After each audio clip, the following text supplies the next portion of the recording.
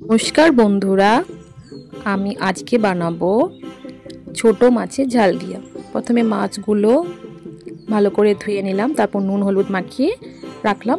কড়াইটা গরম করে তেল দিয়ে, তারপর তেল গরম করে আস্তে আস্তে মাছগুলো ছেড়ে দিলাম।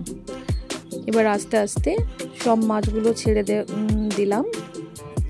এবার একটুক্ষণ দাঁড়িয়ে যাব, মাছগুলো ভাজা হয়ে গেলে আরেক পিঠ উল্টে আবার করে নিয়ে ওটাকে দিয়ে দিলাম। এবার একটা মশলা রেডি করব, সর্ষে বাটা, মানে ডাস্ট, লঙ্কা গুঁড়ো, নুন,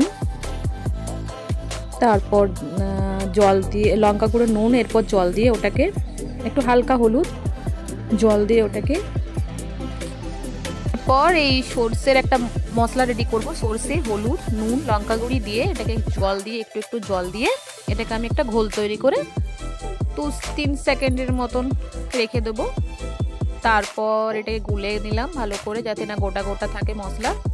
ভালোভাবে গুলে আমি সাইডে রেখে দেবো মশলাটা।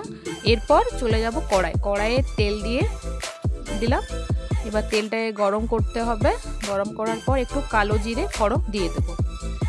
এই রান্নাটা করলে আর কোনো সবজি লাগবে না, এইটা দিয়ে ভাত খেতে ইচ্ছে করবে, শুকনো গরম ভাত আর এই ছোট মাছের এই ঝাল দেওয়াটা। এরপর ফোড়ন দেওয়া হয়ে যাবার পর একটু গরম নেড়ে চেড়ে নেব। তারপর টমেটোটাকে দিয়ে দেবো। হালকা একটু ভাজা হয়ে যাবে, খুন্তিতে করে নাড়িয়ে নেব।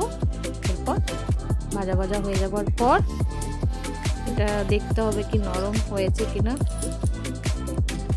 আমার এই রান্নাগুলো ভালো লাগলে লাইক করবেন, কমেন্টস, চ্যানেলটা সাবস্ক্রাইব করে দেবেন। এরপর ওই ঘোলটা দিয়ে দিলাম। তার আগে কাঁচা লঙ্কা চেরাও দিয়েছি, ঘোলটার সঙ্গে কাঁচা লঙ্কা চিড়ে দিয়েছিলাম। ওটা দেওয়ার পর একটু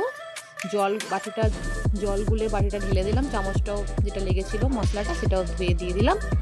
এরপর ওটাকে চারিদিক থেকে নেড়ে নেবো ভালো করে। ওর সাথে নুন সব দেওয়া আছে, তাই এক্সট্রাভাবে আর কোনো নুনের দরকার নেই।